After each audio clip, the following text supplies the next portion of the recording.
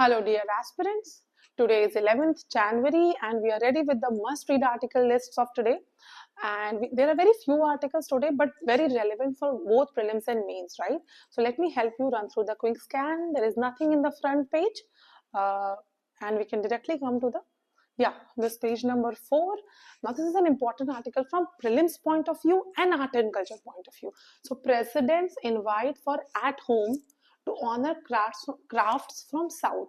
So president during Republic Day, they have this ceremony where they invite people at home. A specific invitation card is made, a stiff white card embossed with the lion capital of Ashoka is the usual format of the invitation card sent for the at-home reception held at Rashtrapati Bhavan. But this year, since it is special because of 75 years since the formation of Republic of India, invitation was made at a special. A specially curated box of crafts work from 5 southern states, Tamil Nadu, Kerala, Karnataka, Telangana and Andhra Pradesh was made with the help of National Institute of Design from Ahmedabad and Bengaluru. And all these products were taken from one district, one product scheme. Okay, and they all were geographical indicator tags. They all had GI tags. What were these? The crafts. So first one, the crafts elements will be packed in a box made of bamboo weave with kalamkari paintings on it done by Nimala Kunta artisans. Now kalamkari painting is a textile art which is from Andhra Pradesh and it had been asked in 2015 prelims question. Okay, it's single question on kalamkari painting. So remember this. The second is the elements of the box include an 𝐿𝐿 Pochampalli cover that can be used later on. So what is 𝐿𝐿 Pochampalli cover? It is from Telangana staple. It has very distinct geometric patterns and bold colors. So Pochampalli 𝐿𝐿 comes from Telangana, which can be made on saris and clothes and several things. And the third is Mysore's 𝐿𝐿𝐤𝐻𝐻 art. So they will be gifted a fridge magnet depicting Mysore's 𝐿𝐿𝐤𝐻𝐻 art. 𝐿𝐿𝐤𝐻𝐻 art is playing cards, which was which became more famous from Mahabharat cards game. So 𝐿𝐿𝐤𝐻𝐻 art, very famous from Karnataka, Mysore, also done in Maharashtra. 𝐿𝐿𝐤𝐻𝐻 playing cards. And fourth is handmade pouch of Kanjivaram silk from Tamil Nadu. Kanjivaram, most of the people know what is Kanjivaram silk. And fifth is Etiko Pakka dolls from Andhra Pradesh. A male and female doll will be gifted. And that guest who will be invited at home will include drone didis. Now go and search who are drone didis. So drone didis is a scheme in which Government of India gives or 80% of subsidy of loans for SHGs of women to buy drone, and it makes them learn also how to use drone so that they can give for spreading pesticides, fertilizers. So learn about this drone Didi scheme, which is very important, and they'll also invite women achievers, agriculturalists, and some people with disabilities. So let's move to the next article. Yeah, so this article is about a specific event, forging leadership with India's youth power. It's focusing on youth. So whenever an article comes or maybe an essay comes on youth, you can tell what government is doing in the arena of inspiring youth to think creatively. So this comes under GS paper 2, government policies and interventions for development in various sectors. So it is talking about January 12. January 12 is celebrated as National Youth Festival, which celebrates birth anniversary of Swami Vivekanand. So the Viksit Bharat Young Leaders Dialogue. So it's a dialogue which is an innovative one which will engage India's youth for developmental journey. It will also have a collective energy, creativity and leadership, and this will provide a platform to engage in discussions, exchange ideas and collaborate on solutions for the nation's challenges. It's a competition kind of thing. There are 4 stages. The winners who will win will present the idea to solve the problems of the country in front of PM, right? So that way it will give a lot of exposure to the students also. So it has also talked about the Mera Yuva Bharat, My Bharat, an autonomous body under the Ministry of Youth Affairs and Sports, which will play an instrumental role. Mera Yuva Bharat, okay? So it will provide all the resources, mentorship and opportunities. A very important quote of Swami Vivekanand that you can use in essay. So Swami Vivekanand in what he spoke for the unlimited possibilities in youth energy, he said, "Give me 100 believing young men, I will transform India as the #1 nation in the entire world." Very beautiful quote by Swami Vivekananda.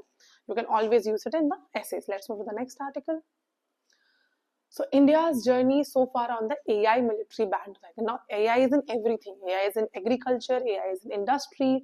Now AI, here the article talks about AI and military. Okay, so this can come under GS paper 3 science and technology, and also internal security. So what is happening? AI for military purposes is being debated and it's being brought.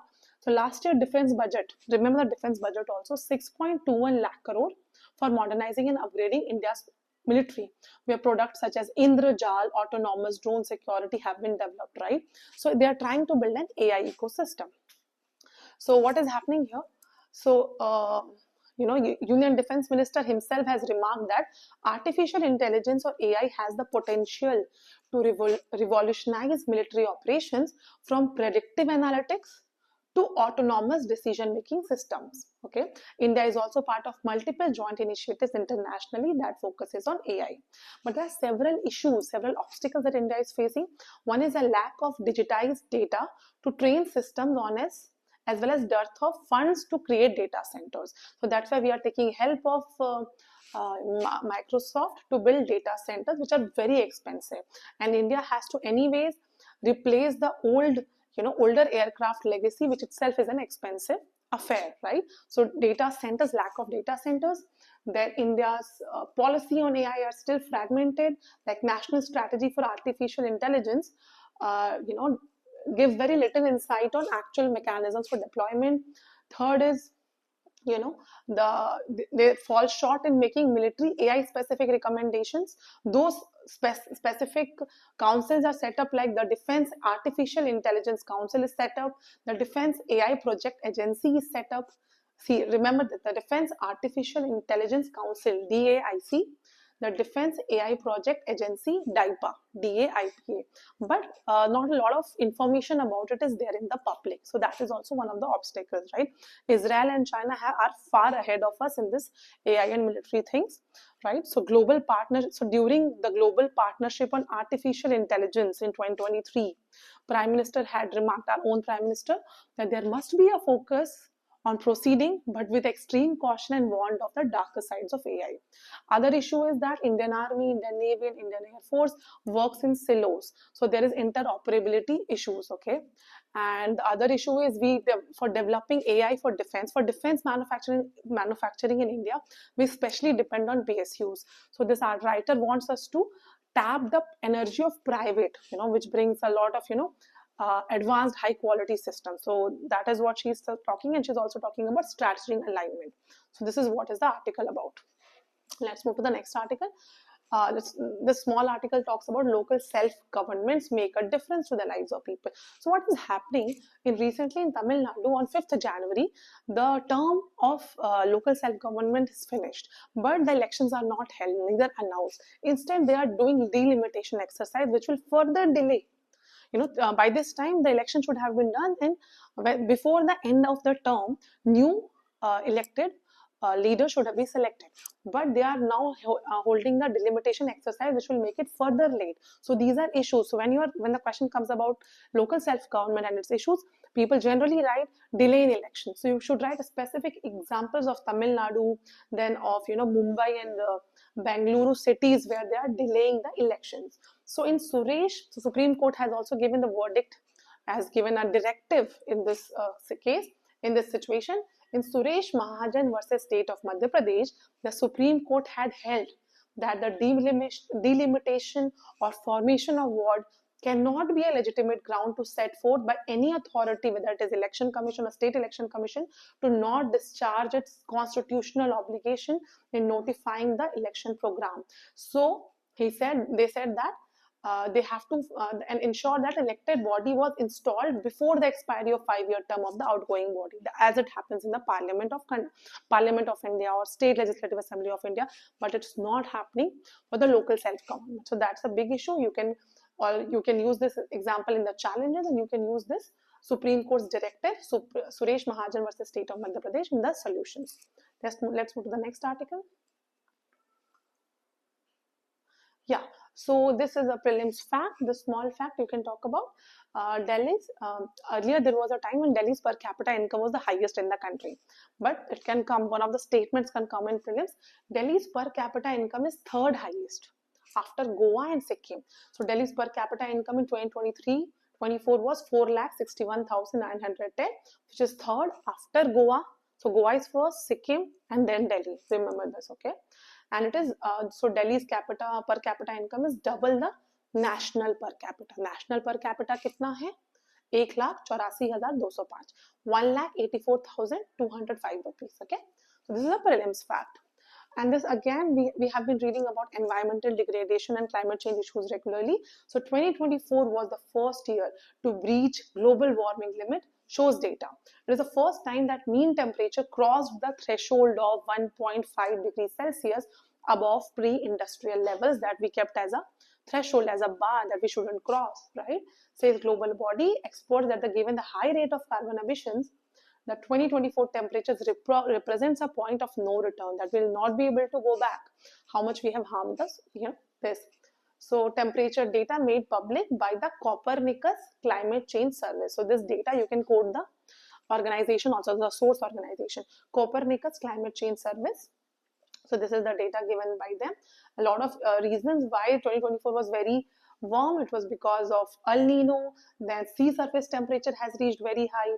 El Nino, where is El Nino? Please find out. Okay, it is the warming of the central equatorial Pacific. So Peruvian current. Okay, Peruvian current on the western South American continent. There El Nino is the acts opposite, and it is the warming of that area. Okay. The next article. This is a conference that was held for agriculture. Center calls for a comprehensive approach to address impact of climate change on agriculture. So there, here a lot of people who had said, Union Agriculture Secretary 𝐷𝐵 Chaturvedi had said and had talked about important initiatives like two-pronged approach, so that you can handle agriculture along with the climate change. What are the two-pronged approach? Adaptation and mitigation.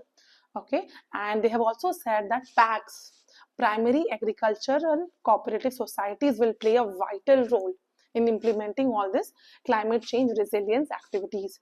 So what are these adaptation strategies? They are creating drought and flood resistant crops, efficient water management techniques, and and providing a crop insurance also during the natural calamities.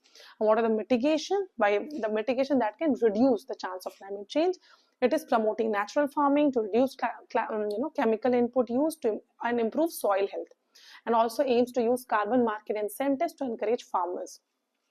So they are talking about that they are in the process of making 2 lakh multi-purpose packs, so that the traditional role of packs could be expanded. What is packs? Primary agricultural cooperative society. Okay, and they're also talking about accelerating green lending across sectors, providing access to data, internal green transformation, and resource mobilization to fund climate change. These are 4 pillars they are talking about. You can write down in your notes. Okay, let's move to the next article. So the last article of the day, this I have kept more from essay point of view.